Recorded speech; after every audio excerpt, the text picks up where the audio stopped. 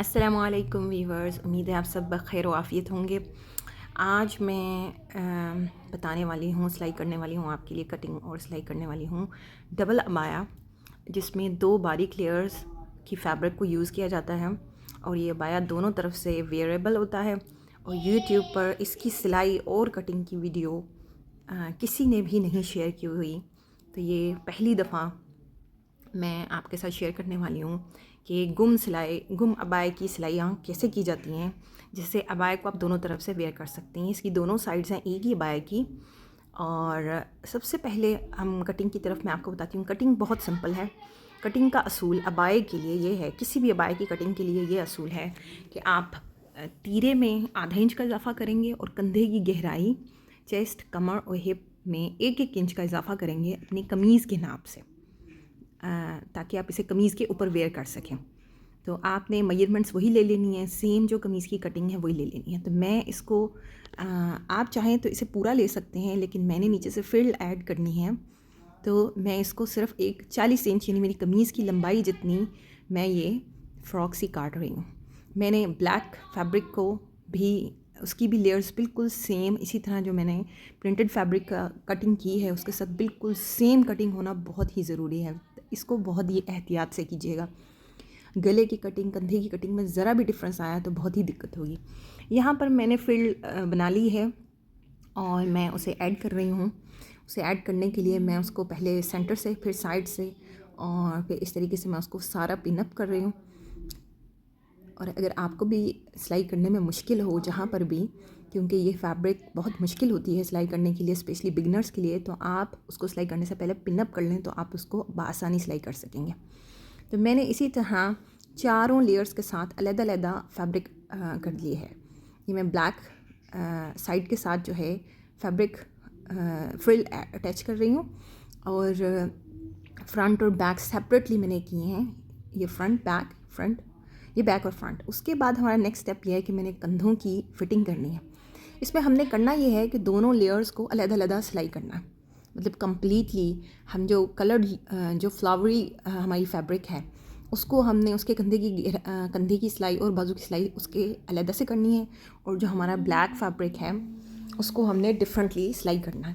तो यहाँ पर मैं बाजू अटैच कर रही हूँ और उसके बाद में ब्लैक फैब्रिक जो है उसके बाजू और कंधों की फिटिंग करने के बाद उसके बाजू अटैच करेंगे। तो जो गला है उसको हम कंधे की सिलाई और बाजू अटैच करने के बाद हम गले को साथ में अटैच करेंगे।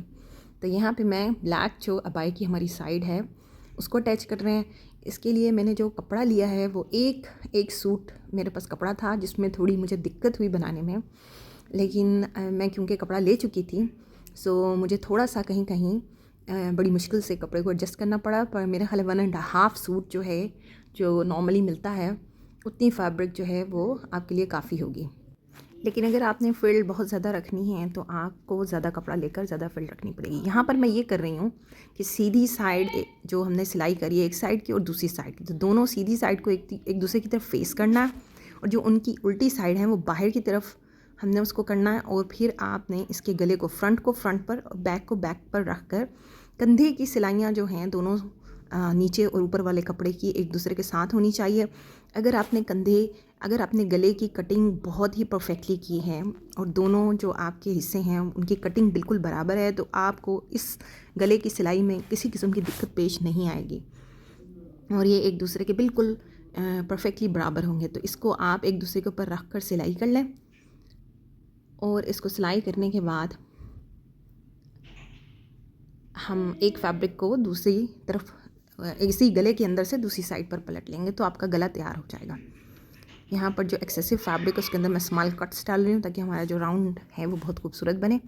उसके बाद आपने एक साइड को इसी साइड के अंदर से दूसरी साइड पर गुजारना है, तो आपके दोनों साइड पर दोनों तरफ से वेरिएबल गला जो है वो तैयार हो जाएगा। यानी कि इस गले के कोई भी सीम्स बाहर से नज़र नहीं आएंगे।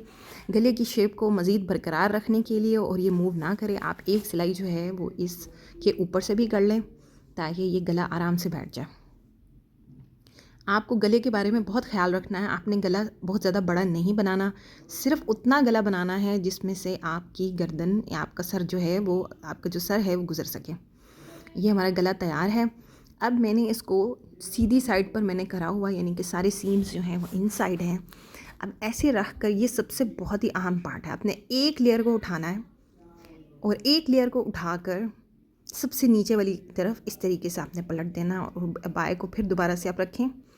अब इस तरह क्या होगा कि 2 ब्लैक लेयर्स ऊपर आ जाएंगी और 2 कलर्ड लेयर्स नीचे आ जाएंगी। ऐसा लगेगा जैसे दोनों एक दूसरे के ऊपर पड़े हुए हैं, लेकिन इसमें जो सीम्स हैं, जो मतलब जिस साइड पर सिलाइयाँ बाहर की तरफ निकली हुई हैं, वो बाहर की तरफ होना चाहिए।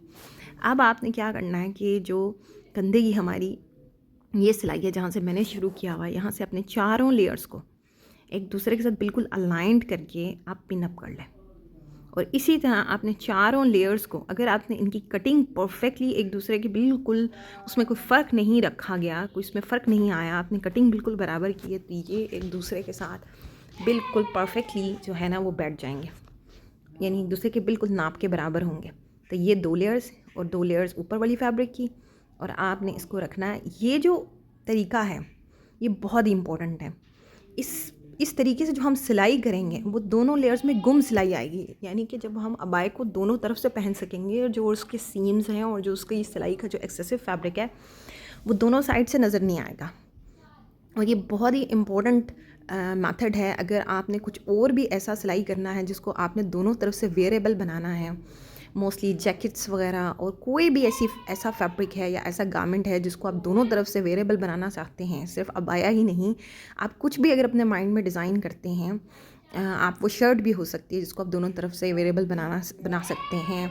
आप जो है ना कुछ भी उसको अगर आपने बनाना हो, इवन कि अगर आपने ट्राउजर्स भी कोई ऐसे बनाने हैं, तो उसके लिए ये वाली गुम सिलाई की जाती है, जिसमें 4 लेयर्स में से एक लेयर को नीचे और 3 लेयर्स को ऊपर रखकर हम इस तरीके से सिलाई करते हैं। तो मैं दोनों साइड से ये पिनअप कर रही हूँ। तो ये पिनअप करना बहुत ज़रूरी है। इसको पिनअप किए बगैर आप ऐसे डायरेक्टली सिलाई करेंगे तो हो सकता है आप ऊपर नीचे कर दें, और हो सकता है आपके कहीं चुन्नट आ जाए या झोल आ जाए। तो ये मैंने तो नीचे फ्रिल लगाई है क्योंकि आजकल ये ट्रेंड है और ये ज़्यादा ट्रेंडी लग रहा था। लेकिन अगर आपने सिंपल अबाया बनाना हो तो आप अपनी फुल लेंथ तक, जो आपकी लेंथ होगी कंधे से लेकर आपके पाँव तक, टखने तक की लेंथ, या जहाँ अगर आप इससे भी ज़्यादा लंबा रखना चाहते हैं तो उस फुल लेंथ तक आप सीधा स्ट्रेट एक ही कपड़ा भी रख सकते हैं। तो यहाँ पर मैं इसको सिलाई कर रही हूँ। आपने बहुत एहतियात से सिलाई करना है, कोई भी चुन्नट ना आए, और ये सिलाई आपने इंतहाई बारीक लगानी है क्योंकि ये सिलाई बाद में एक्सेसिबल नहीं होगी। यानी इसको अगर ये सिलाई बाद में आपने बहुत बड़ी बड़ी लगा दी और ये खुल गई तो इसको एक्सेस करना मुश्किल हो जाएगा, क्योंकि हम जब बाद में इसको सिलाई करेंगे तो ये सिलाई बंद हो जाएगी और ये हिडन हो जाएगी। तो इस सिलाई को बहुत एहतियात से लगाइए और इसके अंदर चुन्नट नहीं आने पाए, इसमें झोल ना आए। मैं दूसरी तरफ से ये सिलाई लगा रही हूँ। आपने देखा कि एक साइड से ब्लैक साइड है और दूसरी साइड से ये, तो दोनों लेयर्स को इकट्ठा करके हम इस तरीके से ये सिलाई लगाते हैं। ये बहुत ही ज़बरदस्त टेक्निक है गुम सिलाई लगाने की, जब हम 2 लेयर्स को दोनों तरफ से वेरिएबल कुछ भी गारमेंट बना रहे होते हैं। आप इसके अंदर और भी बहुत सी वेरिएशंस कर सकते हैं। यहाँ पर ये तैयार है, इसको देखिए कि ये कैसे, अगर मैं एक साइड को बाकी 3 साइड के ऊपर फ्लिप करूँगी तो ये दोनों साइड से हमारे पास जो अबाया है वो बिल्कुल रेडी है, और ये दोनों साइड से अभी वेरिएबल है।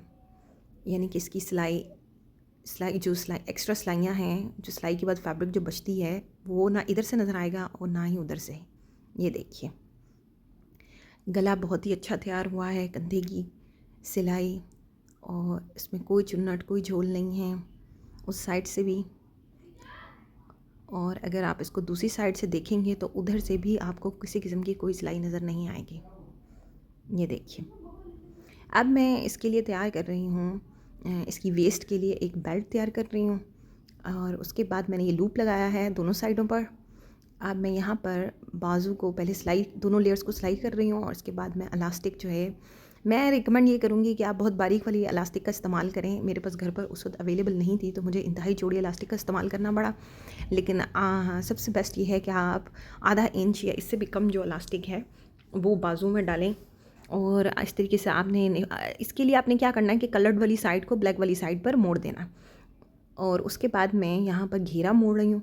आप घेरे के साथ बहुत कुछ कर सकते हैं, आप कपड़ा लगा के भी उसे पलट सकते हैं, आप उसको जैसे मैंने खाली ऐसे ही 3 तह में सिलाई की है वो भी आप कर सकते हैं, और आप इसको कोई खूबसूरत सी पीको भी करा सकते हैं।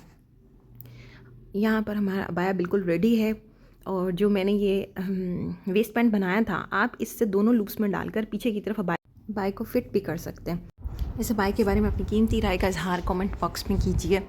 और आपका बहुत बहुत शुक्रिया। अपना ख्याल रखिए। अल्लाह हाफिज़।